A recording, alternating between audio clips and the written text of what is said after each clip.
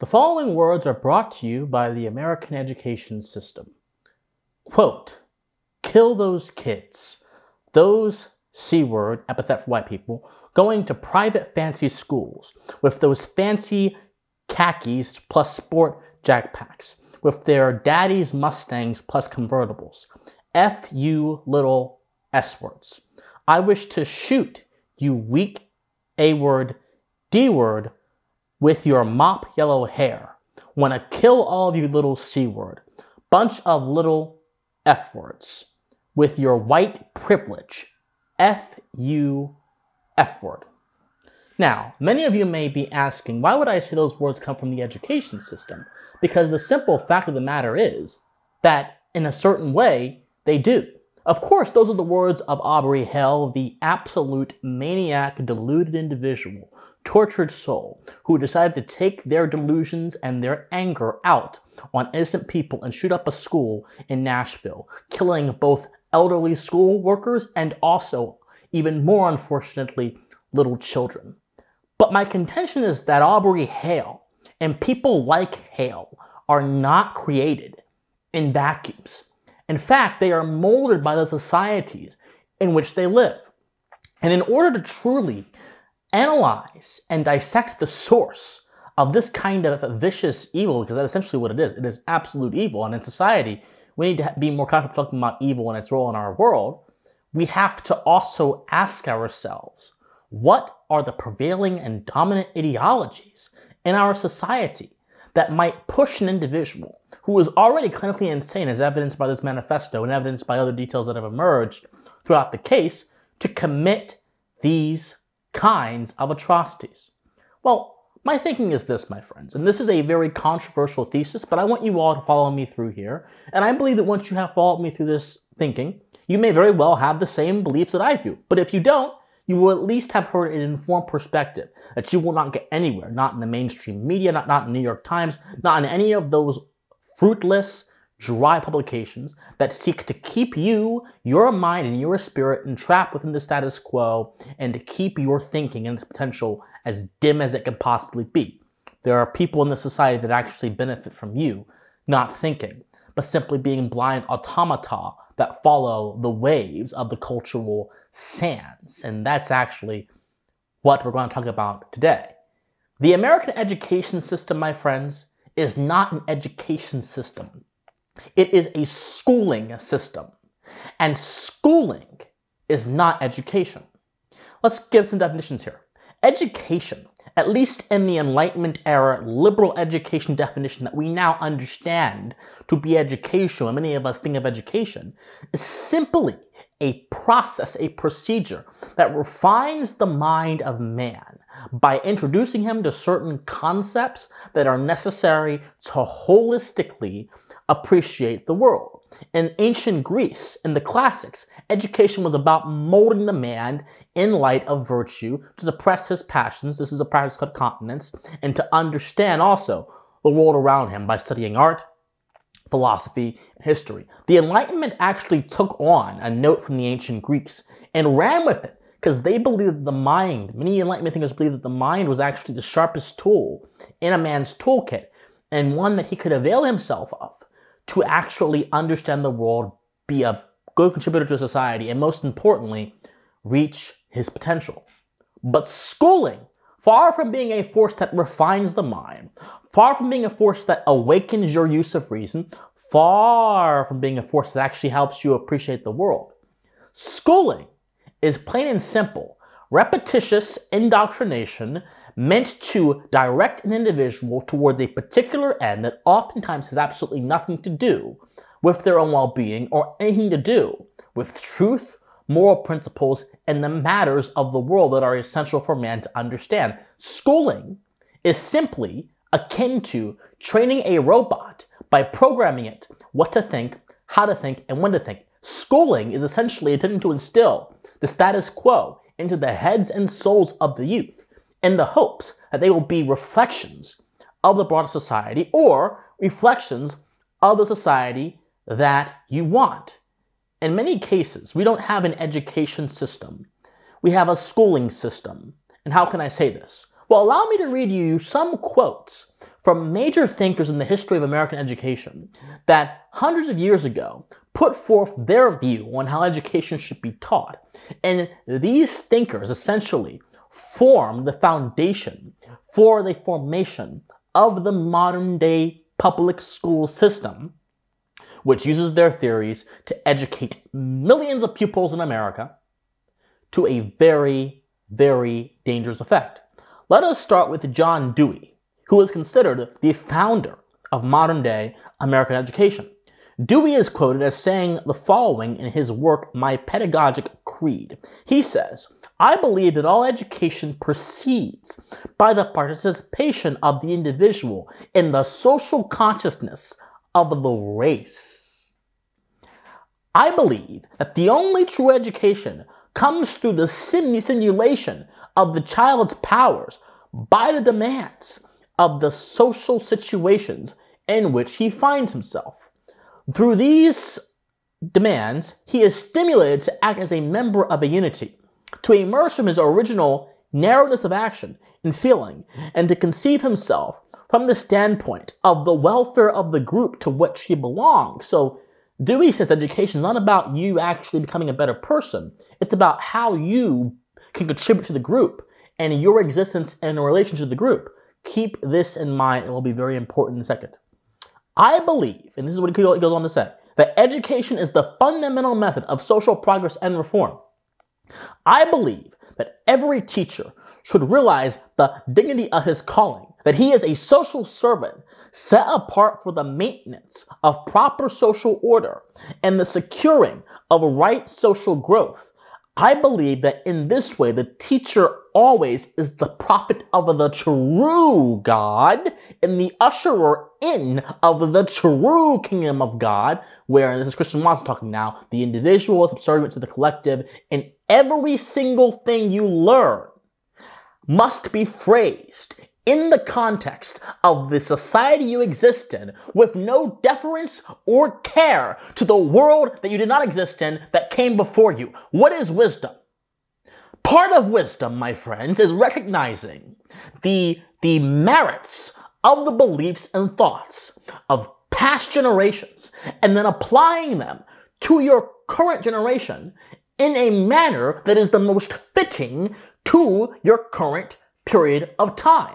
Wisdom is not blindly taking those old things and trying to impose your old world order on the world. Oh, no. But wisdom is recognizing the principles which transcend time, which transcend this sort of temporal space and go to something deeper that is indicative of what it means to be human, what it means to be in a society, what it means to be a good person, what it means to have ethics, what it means to create things, what it means to progress. And it takes those things and uses them as principles of life. That's part of wisdom, that process. But the Dewey model of education says that wisdom, essentially, as I defined it, is nonsense because education must be tethered to the social consciousness of the day.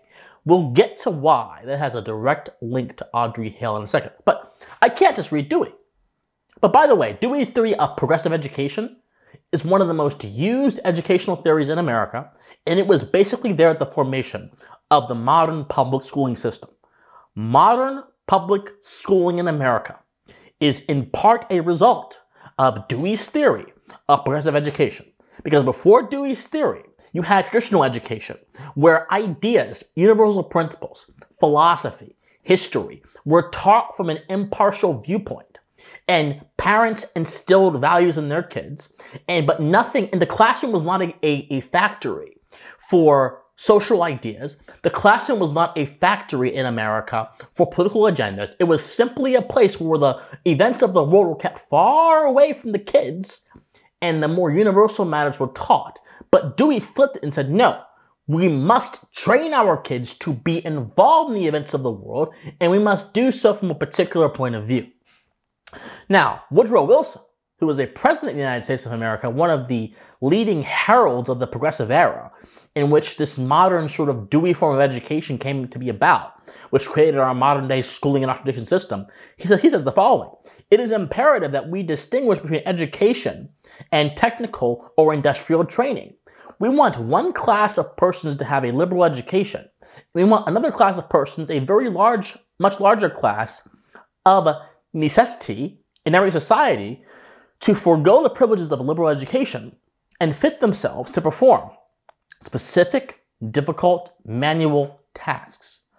The majority of men have to be drawers of water and hewers of wood. So Wilson didn't believe that you should have the kind of refining the mind education. He thought your worth as a human being was simply to work with your hands and nothing else. He thought you were simply a robot to be wound up at the society's pleasure and used for whatever they want you to be used. What a deeply anti-human viewpoint, which goes towards, again, this broader notion that the collective is superior to the individual, which ultimately denies the humanity of every single man, and also, and in accordance with denying the humanity, also robs me of proper ethical thinking. All ethics begins with consideration of the individual. All ethics begins on the micro. If you cannot at all accept this fact, then your ethics will remain abstract and it will not connect with reality. And if it does not connect with reality, your ethics is illusory and cannot be practical and may even very well be dangerous and result in crap like this that Wilson wants. But let's talk another person, Elwood P. Cubberley. Now, many of you don't know who Elwood P. Cubberley is. Cubberley is the guy who basically wrote the script for education administration. He wrote the script in America for how so many universities and public schools are literally managed and run. This is the guy that birthed it, because before him, there wasn't really this idea of education administration. Now, due to his impact on the education system, almost every school in America has an administrator. That came from Cubberley's ideas. Let's listen to what he said. Our schools are, in a sense, factories in which the raw products, children, are to be shaped and fashioned into products to meet the various demands of life. The specifications for manufacturing come from the demands of 20th century civilization, and it is the business of the school to build its pupils accordingly to the specifications laid down. He viewed children as robots and machines like Wilson to be wound up and disposed of at the leisure of society. He viewed children as products and property of the society, of the common good, of the abstract common good, and not their parents. Now, rewind to the 21st century, because these are all quotes from 1916, 1909, old quotes, over 100 years old. Rewind to our current century. Where have you heard this idea that parents should not be able to make decisions for their kids when it comes to life-altering issues like, for example, gender-affirming care, which is really the mutilation of a child's genitalia to conform to this idea that their immature mind believes they are? Where have you heard that? Where have you heard this idea where public school teachers are saying that I am your caretaker, I am here for you, I'm your new parent, don't worry about your own parents when it comes to certain particular social matters? Where have you heard this idea from? And those are just a few examples. Those are the bottom of the barrel, really, but those are the examples that most of us know.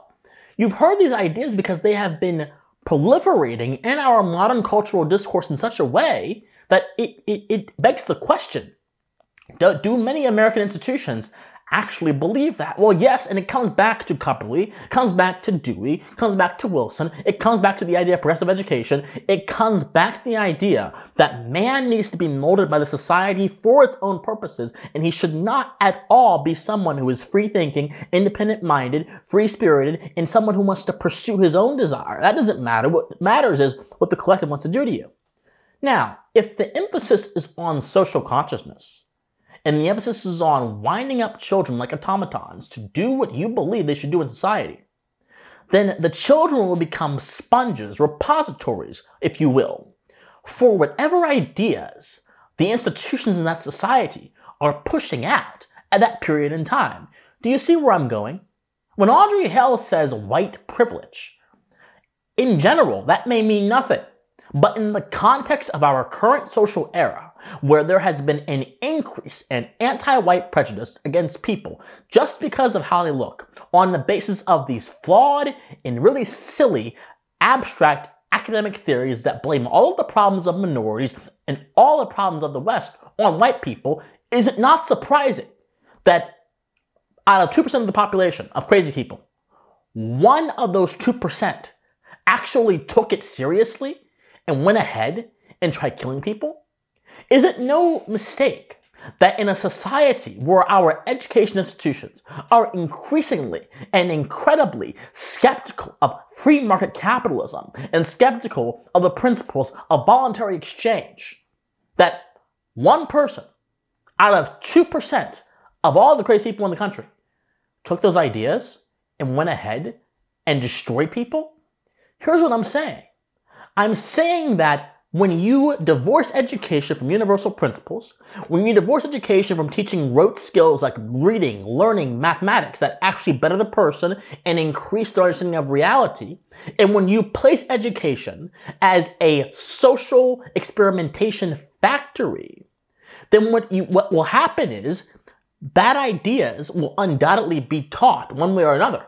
And when bad ideas are taught, even if it's only a small percentage, a small fraction of people, some people in that small fraction will take those ideas to heart, and they will then use them in chaotic, destructive ways. Nonsense breeds nonsensical actions. Nonsensical behaviors that detach from reality breed chaos. Now, many may say, well, Audrey Hale was happy in middle school. What are you talking about? Here's what I'm saying. I'm saying the following. If you consider that almost every adolescent in the United States has to go through some kind of schooling, many of them, the vast majority, go to public schooling, is it not then reasonable that the proliferation of dangerous, nonsensical ideas, undoubtedly racist ideas, that are based on social consciousness, that are justified by the Dewey paradigm, the Kabbalah paradigm, and the Wilsonian paradigm of education, is it no secret, is it no wonder that those ideas have an impact on impressionable minds? Even if, of course, people who hear those ideas, most folks won't go ahead and shoot up a school or whatever, but someone will take those ideas to heart. The truth is, a schooling system that has deviated from the educational ethos of refining the man that was the siren call of the Enlightenment will not be able to defend against uses of vice that come from their insistence on being a slave to the social collective and its abstract wants and needs. Only an education system, one that includes moral education, universal principles that stand beyond any particular society's beliefs or wants, can possibly hope to afford a defense against the craziness and the insanity that lives in the hearts of some people. But when people are taught not how to think, but what to think, when people are taught to do X, Y, and Z and stay in the status quo, when people are simply wound up like machines and edited like computers, you are denying the very existence of their dynamic human will, which makes them unpredictable. And if you deny a very core concept that is essential to understanding how human beings interact morally and ethically, then you can't possibly lead someone to virtue. You can't possibly instill something good in someone because you have nothing to give them. You are a cloud with no rain. You are a banana tree that has no bananas. You are a river that just went dry or never really was not ever not dry to begin with.